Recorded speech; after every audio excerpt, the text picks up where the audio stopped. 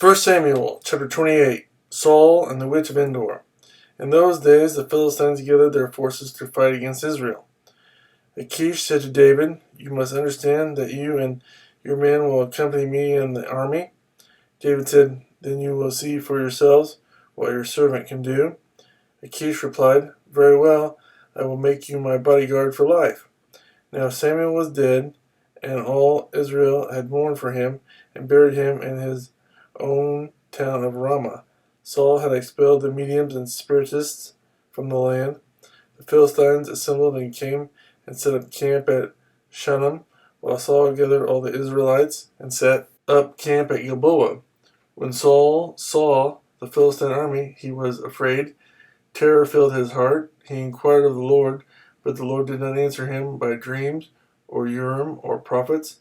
Saul then said to his attendants, "Find me a woman who is a medium, so I may go and inquire of her." "There is one in Endor," they said.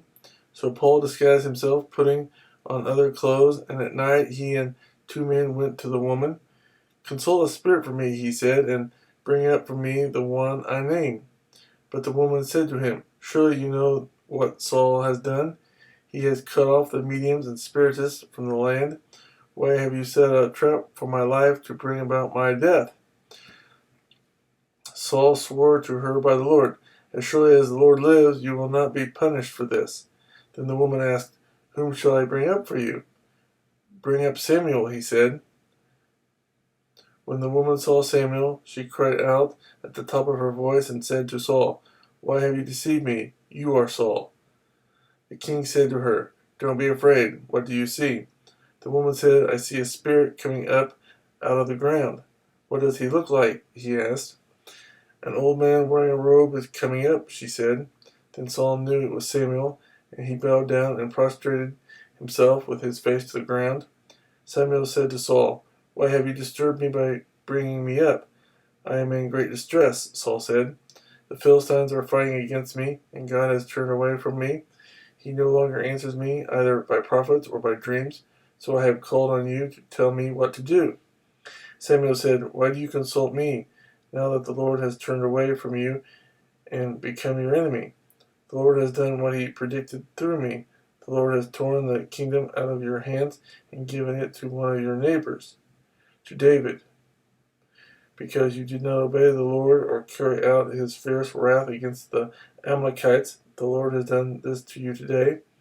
The Lord will hand over both Israel and you to the Philistines, and tomorrow you and your sons will be with me. The Lord will also hand over the army of Israel to the Philistines." Immediately Saul fell full length on the ground, filled with fear because of Samuel's words. His strength was gone, for he had eaten nothing all that day and night.